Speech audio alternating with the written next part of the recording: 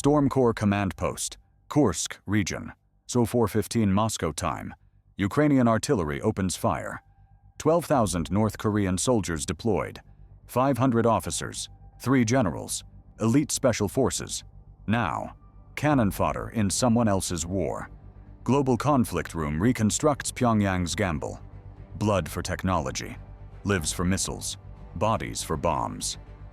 The first North Korean foreign war since 1953. Casualties mount catastrophically. South Korean intelligence estimates 600 killed, thousands wounded. 2 months of combat. Loss rates 9 to 35%. Above 30% renders units combat ineffective. Storm Corps is bleeding. Question: why? What does Kim Jong Un gain worth these losses? Russian compensation comes in technology transfer. Article 10 of bilateral treaty. Nuclear submarine designs, ballistic missile guidance systems, satellite reconnaissance capabilities, ICBM re-entry technology. The payment is strategic. Lives today for weapons tomorrow. North Korean command calculates 12,000 soldiers expendable. Nuclear capability is not. The exchange is rational. Coldly so. What should North Korean command prioritize? A. Minimize casualties through defensive tactics. B. Maximize Russian satisfaction through aggressive operations. C. Extract maximum technology before withdrawal. Ukrainian forces target North Koreans specifically, not randomly. Intelligence identifies units. Artillery concentrates fire. Drones hunt positions relentlessly. The targeting is deliberate. Reasoning: North Korean losses embarrass Russia, degrade Putin's foreign support, demonstrate coalition vulnerability. Every Storm Corps casualty is strategic victory, beyond tactical battlefield impact.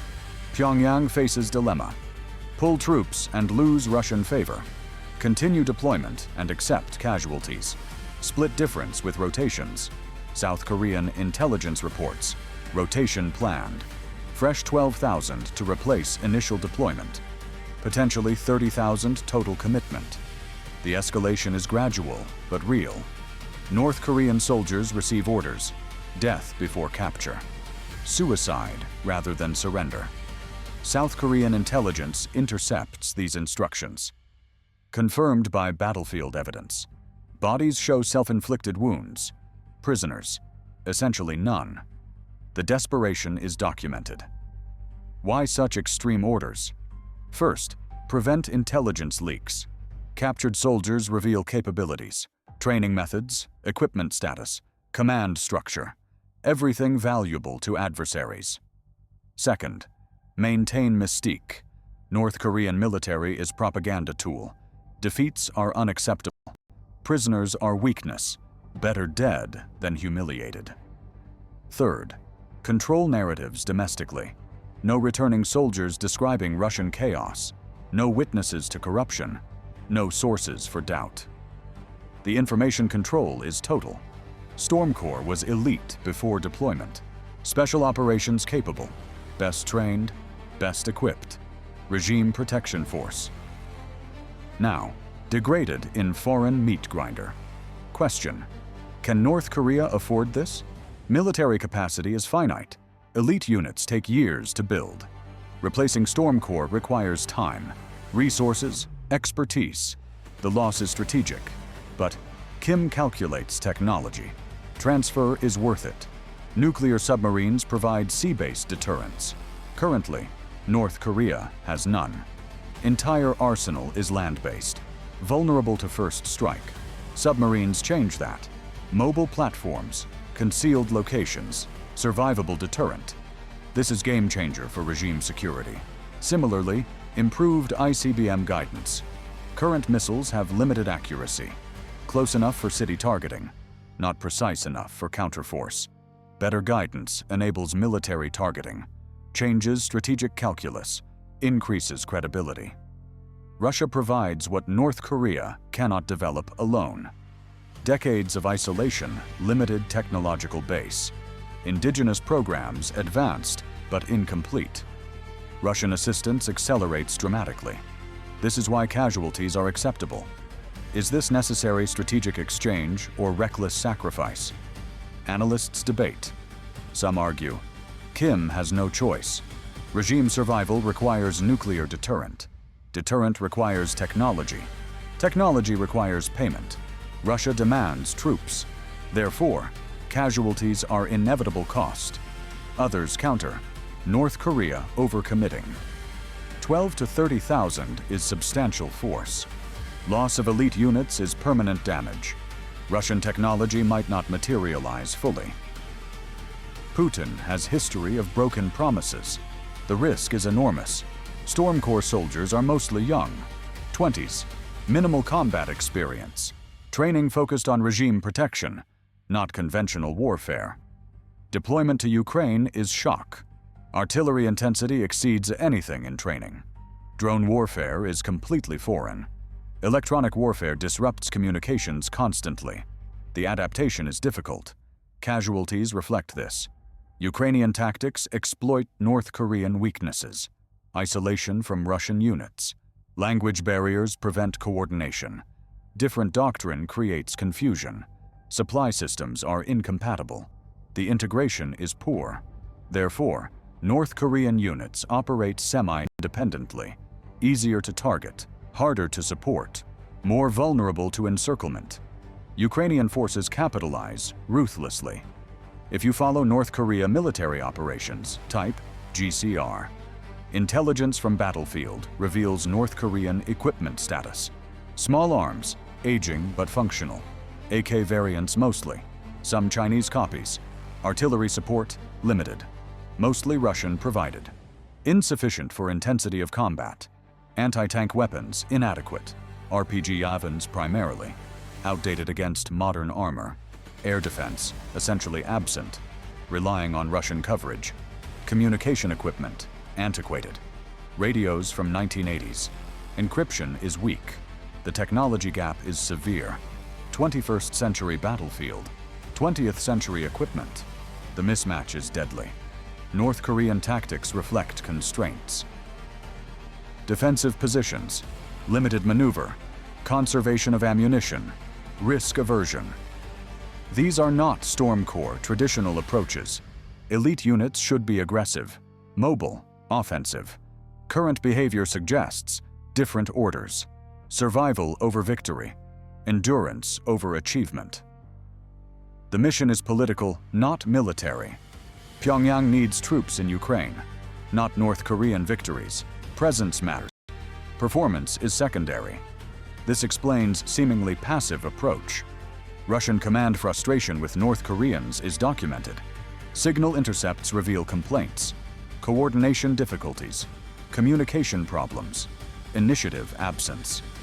The dissatisfaction is mutual.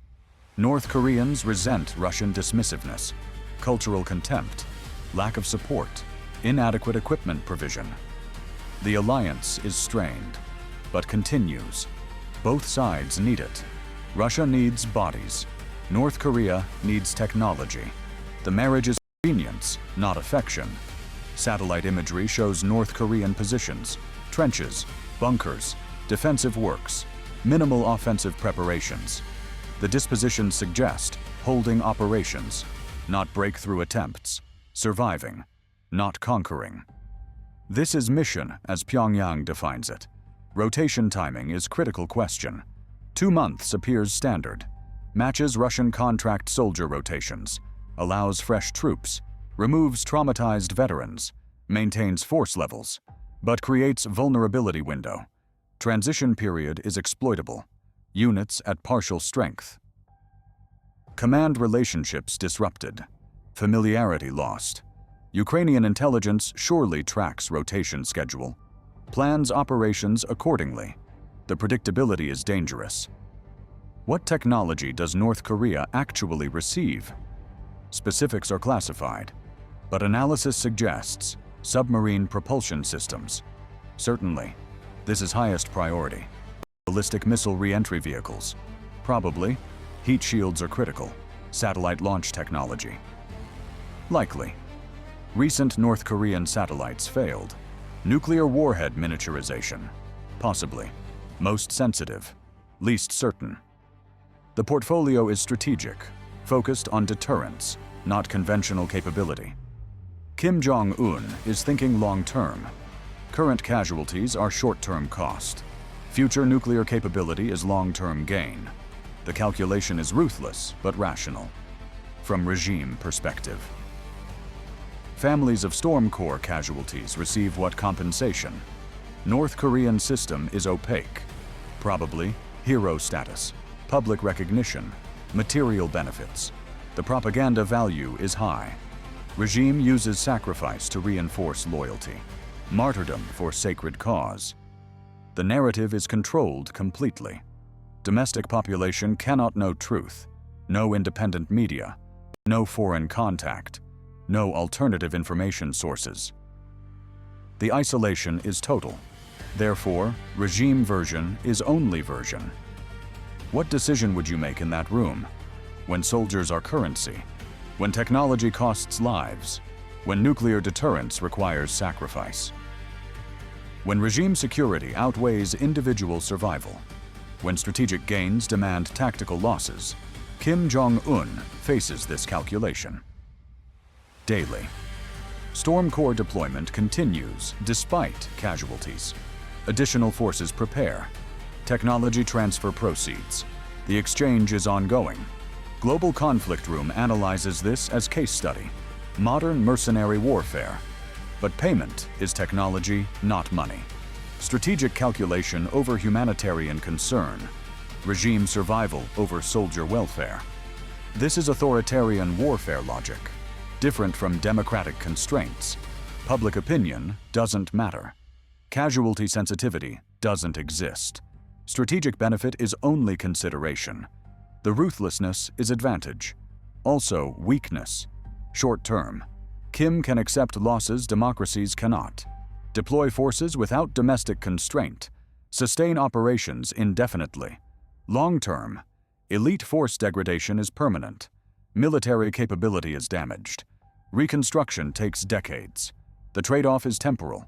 North Korean participation in Ukraine normalizes something dangerous. Foreign troop deployment in European conflict. Interstate military cooperation against Western interests. Erosion of post-Cold War norms. The precedent is concerning. If North Korea can deploy, who else might? Iran? Syria? Venezuela? The coalition against West could expand. Russia demonstrates model. Provide technology. Receive troops. Mutual benefit. Shared opposition to Western order. The architecture is forming. Not formal alliance yet. But coordinated resistance. China watches carefully. Provides economic support to North Korea. Enables Russian war effort through trade. But no military forces deployed. Beijing maintains distinction. Economic partnership, yes. Military coalition, no. The calculation is different. China has more to lose. Integration with global economy is deep. Military confrontation is costly. Therefore, support Russia indirectly, not directly. The calibration is precise. North Korean Storm Corps deployment is test case. Future conflicts may see repetition. Different countries, different technologies, same model. Troops for strategic capabilities, blood for advancement. The pattern could proliferate. Subscribe to Global Conflict Room. Inside the room where soldiers become currency, where nuclear technology is purchased with lives, where elite forces become expendable, where strategic calculations override humanitarian concerns, where regime survival justifies any sacrifice. Storm Corps in Ukraine is beginning, not anomaly. The model will repeat. The costs will multiply. Understanding requires cold analysis, not moral judgment. Strategic assessment, not ethical evaluation, because decisions in that room operate different logic. Regime preservation, power maximization, threat elimination. These are calculations, not compassions. North Korean command thinks this way. Russian command thinks this way. Western command must understand this thinking, even while opposing it. The competition requires comprehension. Storm Corps casualties mount. Technology transfer continues. Rotation proceeds. The exchange is ongoing. This is modern warfare. Transactional, strategic, ruthless. Welcome to the room where these decisions are made. Where 12,000 soldiers are down payment. Where nuclear submarines are purchased with bodies. Where Storm Corps elite become Ukrainian artillery targets. Where Jong Un calculates acceptable losses. This is North Korea. This is Ukraine. This is 2026. The Storm Corps deployment represents fundamental shift in North Korean foreign policy. Decades of isolation. Decades of self-reliance ideology. Juche principle. Now abandoned partially for strategic necessity. Nuclear weapons program requires external assistance. Russia provides what North Korea cannot develop alone. The exchange is blood for bombs, lives for technology. Storm Corps casualties are currency. The transaction is explicit. Jong Un's regime faces strategic environment increasingly hostile. U.S. military presence in South Korea, Japanese rearmament, Australian submarine acquisition, AUKUS alliance formation.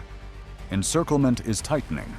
Nuclear deterrent is essential response, but developing deterrent requires capabilities beyond indigenous capacity. Submarine-launched ballistic missiles, re-entry vehicles, satellite reconnaissance, all need technology currently absent. Russia possesses all these, willing to share, for price.